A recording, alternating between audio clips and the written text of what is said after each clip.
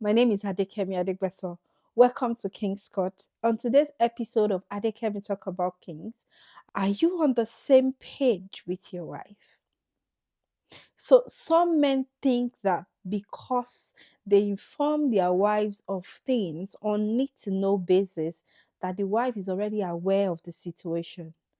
But because you are a couple, you should be on the same page. In fact, on the same topic, on the same line, if possible, on the same word.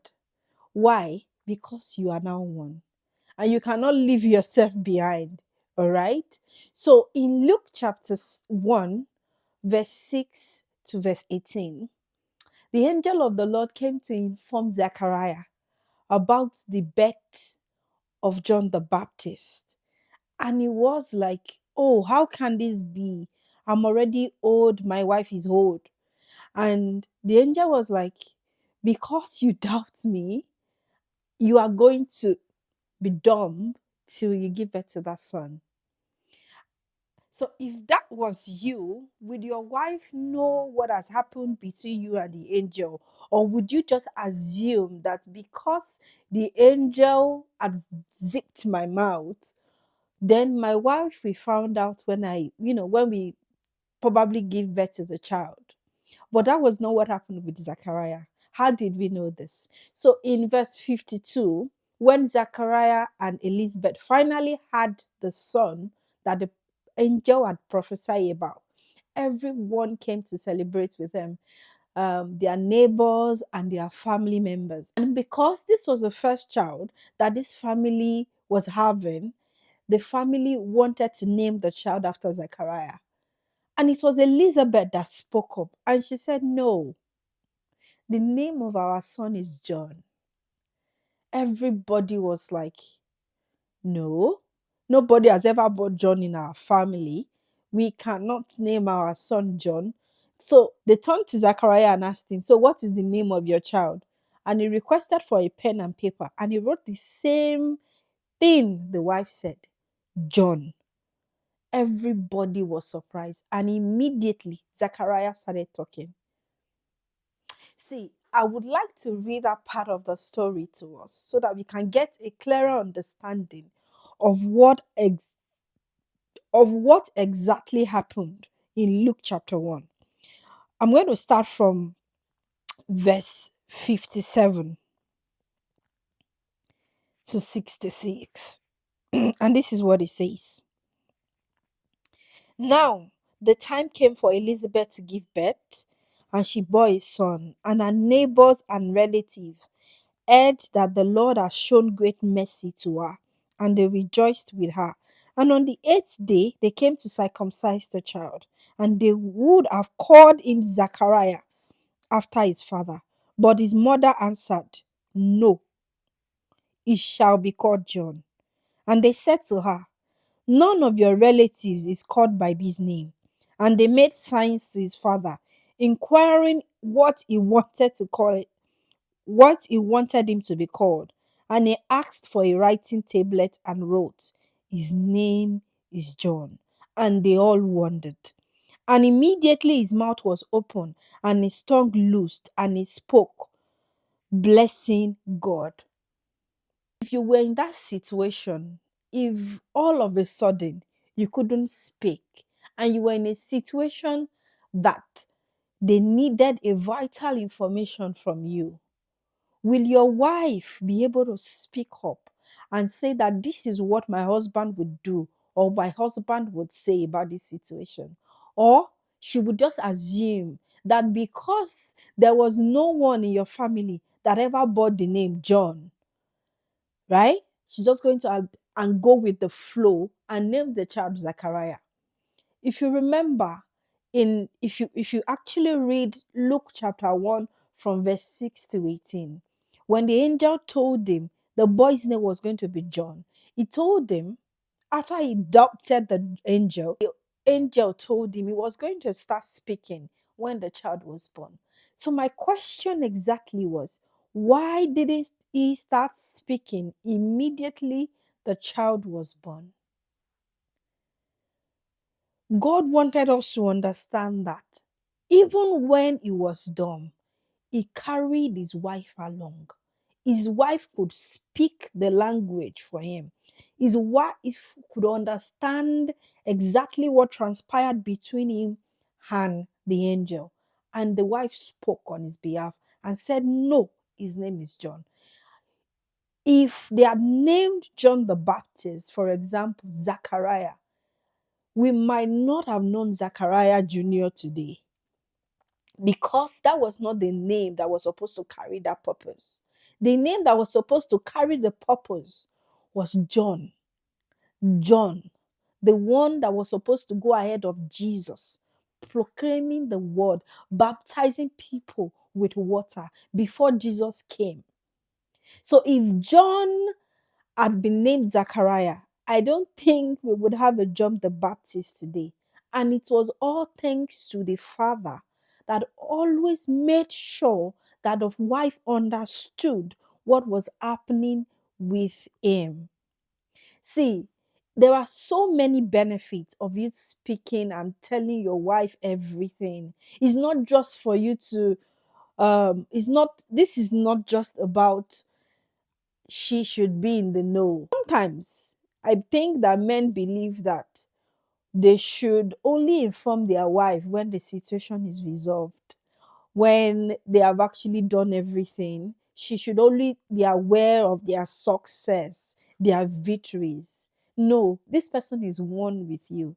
The Bible says now two has become one. So this person is no longer the other person. She is you. She's the person, yourself. She's yourself. I don't know how well I can explain this, because when the Bible says 1 + 1 shall become one, it is not half plus half. It is not 1 + 2. 1 + 1 will become one. So it means that you are one with your wife. So your wife should understand what is going on with you, and it's going to help you. We are going to benefit a lot from it. See, even God said it himself when the people were trying to build the Tower of Babel in Genesis chapter 11. And God came down and said this himself in verse 6. And the Lord said, behold, they are one people, and they have all one language. This is only the beginning of what they will do. And this is the point I want you to note. And nothing that they propose to do will now be impossible for them. This is the Lord talking. He said, when the two of you becomes one person, you agree on the same thing. You understand what you want to do. You know why. You know how you want to do it. It is never going to be impossible for you. So you see that thing that you think that you should get it done before your wife knows about it. The solution to it getting it done quicker and faster is your wife knowing exactly what you're doing. It is a sign that you actually love your wife when you communicate with her, when she understands what is happening with you. Then she is genuinely aware that I am one with this person. Both of us are on the same page. Because if you go back to Luke chapter 1, when Elizabeth said, no, she said it firmly, no, his name is John. Why did they have to turn to Zachariah to ask him, so what is the name of the child? If the mother is saying the name of my child is John, why would you have to ask the person you know is dumb that, so what is the name of your child? That is because human beings, right? The people, not just people, circumstances, things around you, we want to question that. If you are not together, if both of you are not united, the circumstances will challenge you. The circumstances will challenge your authority. It will challenge your unity. But because Elizabeth stood and said, no, his name is John, and the father wrote it, no, his name is John. And the Bible said immediately Zachariah was able to speak. Immediately Zachariah was able to speak. Because why wouldn't Zachariah speak immediately the child was born? because we had to see that Elizabeth was on the same page with him. You need to be on the same page with your wife. You need for her to understand the purpose, your mission, your vision, the goals that you have, so that you'll be able to achieve this better. The Bible says in Ecclesiastes chapter 4, verse 9, two are better than one because they have a good reward for their toil. Why would God emphasize on this? Is because He wants you to enjoy the benefits.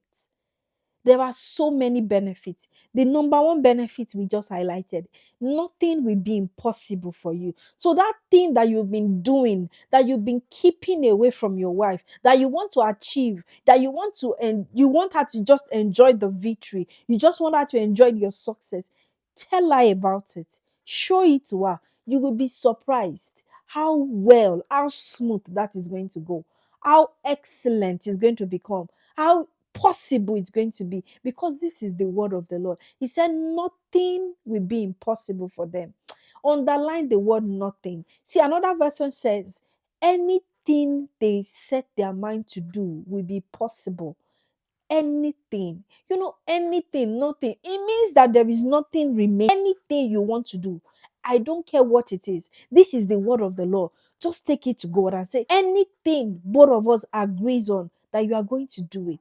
Trust the word. Is going to come easy to the two of you. See, there's a couple that enjoyed this in Joshua chapter 15, verse 17.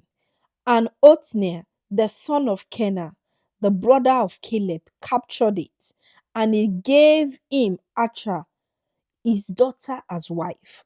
And when she came to him, she urged him to ask her father for a field. And she got off a donkey, and Caleb said to her, "What do you want?"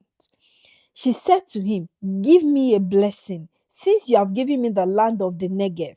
Give me also springs of water." And he gave her the upper springs and the lower springs.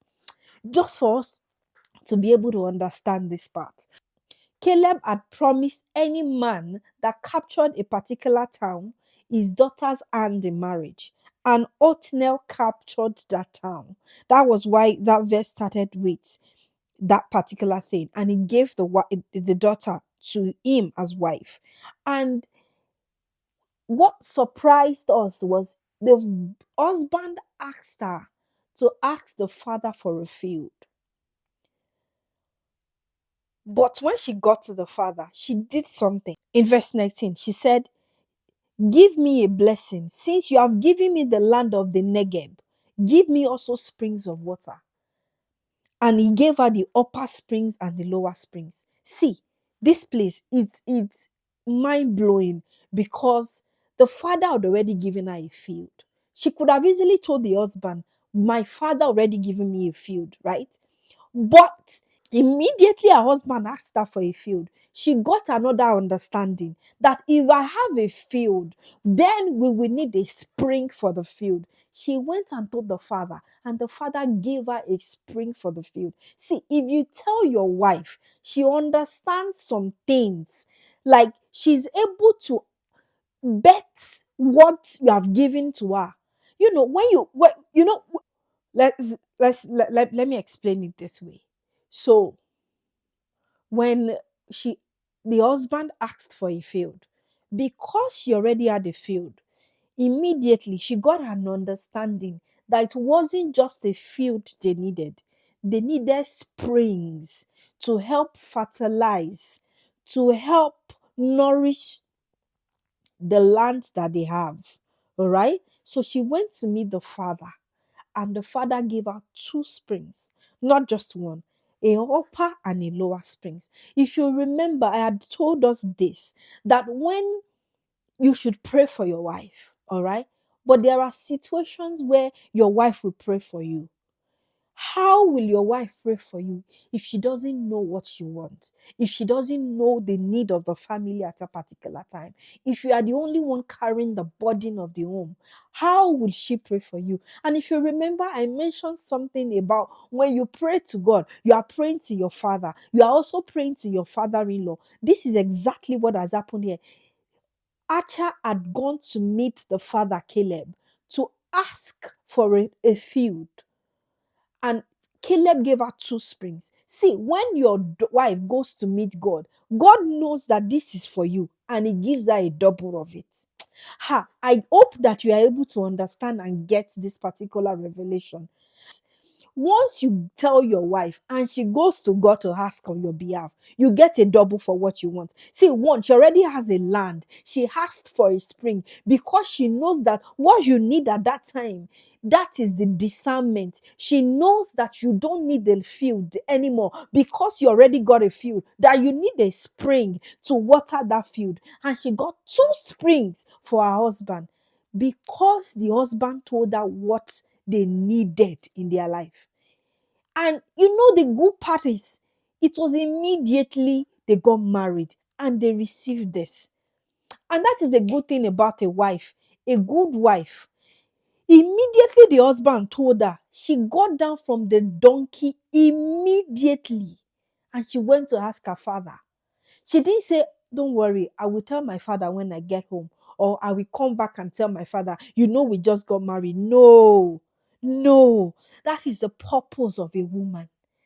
See, once you are able to carry her along, when she's able to understand you, when she's able to speak this language with you, you begin to enjoy not just the impossible, you begin to enjoy double of what you want, double of what you need. You begin to realize that you don't only actually need a field, you actually need springs.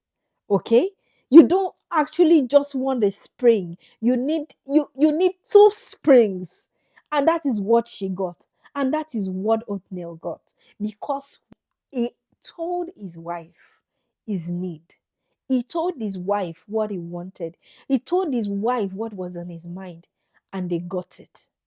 If you can just, forget about what you've learned about being the man, you have to be the one to fight. You have to be the one to get everything. No. See, the Lord has placed this helper in your home, in your life to help you. And if you make use of it, let's enjoy the benefits of being a son-in-law to God. Let your wife ask on your behalf. You are prayed for her. See, there is benefit of praying together, but there is also benefit of letting your wife pray for you. There is benefit of you praying for your wife. I hope you understand the power of unity, the power of understanding that God saw in humans. In Genesis chapter 11 verse 6, that is said that whatever, anything that they set their mind to do, that it will not be impossible for them. So I hope you are able to enjoy this benefit. There are also disadvantages of not communicating, of not being on the same page, of your wife not understanding your language. Okay? And we're going to talk about that on the next episode. I hope you will join me. I want to thank you for joining me on this episode of Adekemi Talk About Kings. Please like, share, and subscribe to this channel so that you'll be able to get godly updates like this for you to build your home, for your home to be solid in Christ. Thank you so much for joining me on this episode. Pray your home is filled with God's friendship and counsel. See you next week. Bye bye.